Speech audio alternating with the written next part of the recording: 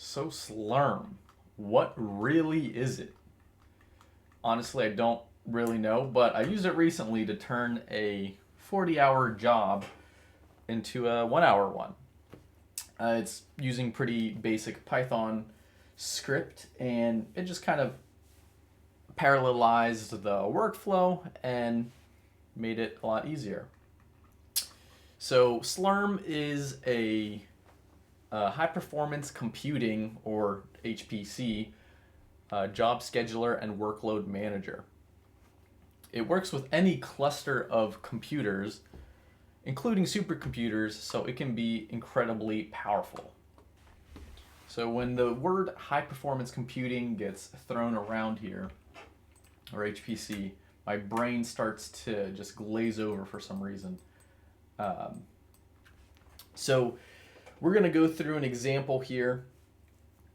Recently, overall, kind of the idea is something like having a manager that manages where things are being ran.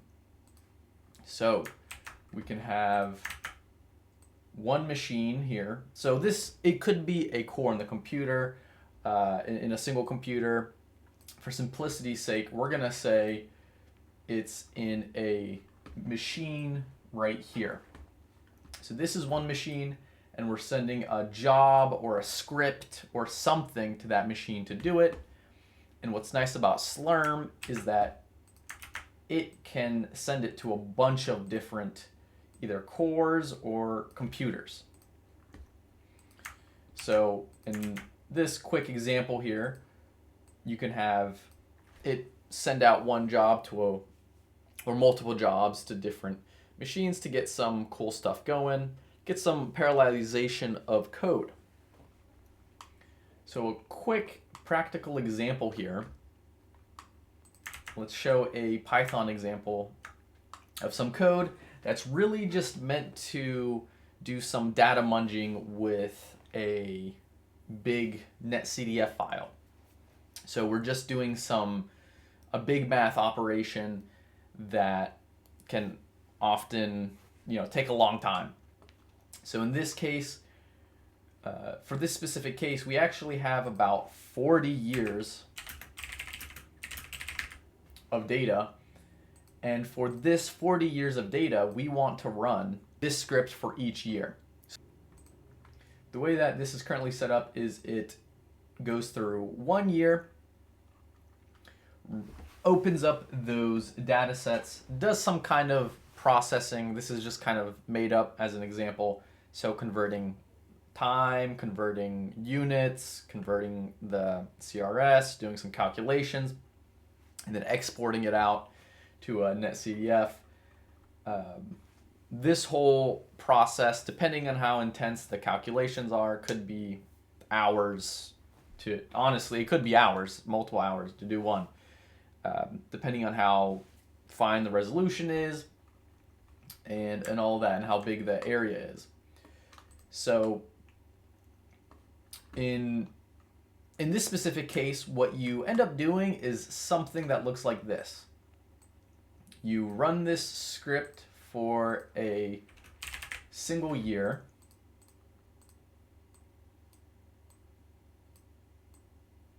And as long as everything looks good, you go ahead and move on to the next year.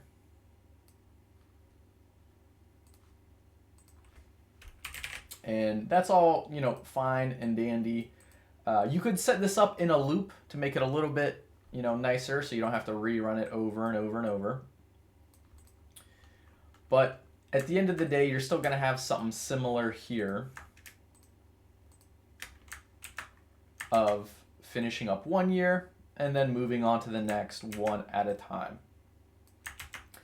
And for example, let's say this script takes about an hour to run, so this processing of the data, we do this over and over 40 times.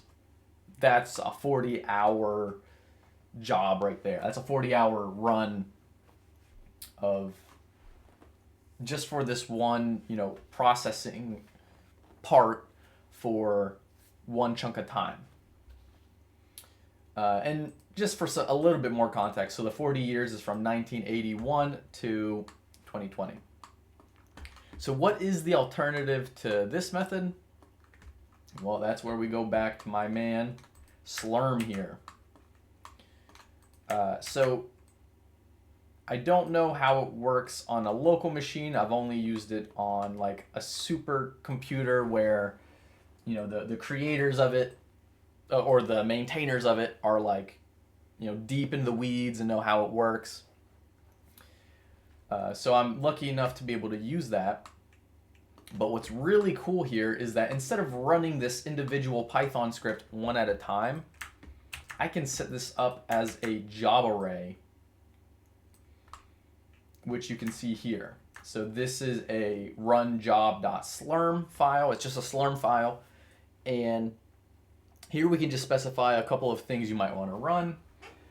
So how much memory each CPU is going to use, the time you're going to give each job to run, and some more information. The key thing to really kind of point out here, though, is this array, this sbatch array, which is specifying the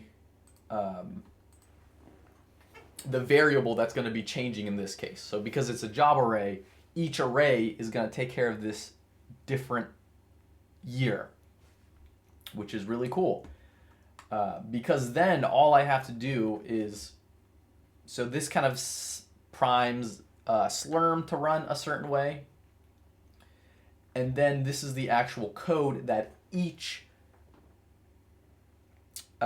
job is going to actually be running. So that could be each core or each computer. Wherever this is being sent out at, it's going to run these exact lines of code. So a quick echo, just a quick test. And we're setting a year variable based on this Slurm array task ID, which is based on this star. So I wonder if I can, yes, right? So that is getting plugged in here. So that's super, it's just a super clean way, go through each number individually. You don't have to do some kind of loop or anything. It's taking care of all that for you. And then we're doing srun. So that's just doing it's running this on a machine. And what is it running? Well, it's running a Python command on script.py, which is that script from earlier. So let me copy this over, make it a little bit smaller. The exact details don't matter at this point. But it's going to run this. It's going to plug in the year based on what you have in the array here. And then the out path you can specify in the Python script. This will have to be rewritten a little bit so that it's kind of set up correctly. Maybe I can talk about that at the very end. You just have to use sysargs, the sys library, and you can set that up. But the real cool thing here is that now we get some real power. So now we can get a bunch of workers to do this job for us. So this organizes it so that it's now sending each of these 40 jobs to different either machines or cores in a computer, depending on how you have it placed. So you could literally, in this specific case, we're running all of these at once, all 40 runs, and it, we're not going to go all the way. That'd be a lot, but it's going to be, instead of what we saw before, running one script at a time where you have 1 year, each year, let me specify that.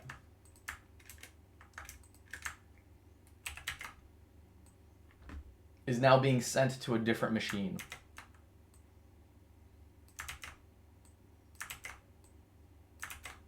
You have to clean or excuse how beautiful this is. But you can imagine, I do this for 40 times across, and it's just doing all these in parallel, all at the same time.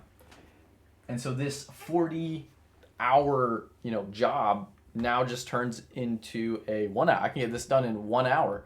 So if there's any updates that need to happen from on a project level, it's not hard at all. I can, fix up what needs to be fixed up and rerun it.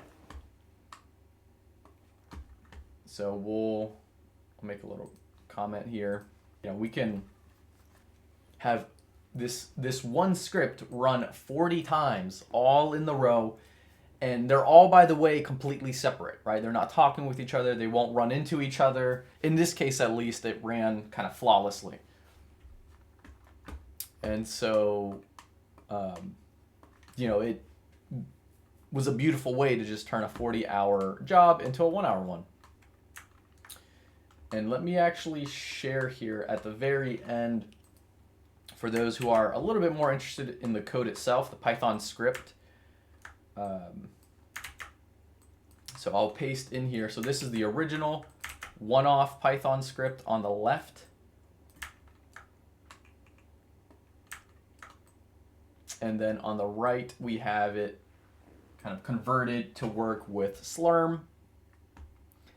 And without getting too deep into a rabbit hole, the main thing to get out of this is probably just the sys library. If you're not familiar with that one, it will allow you to do things like, the real important thing here is add arguments to the command line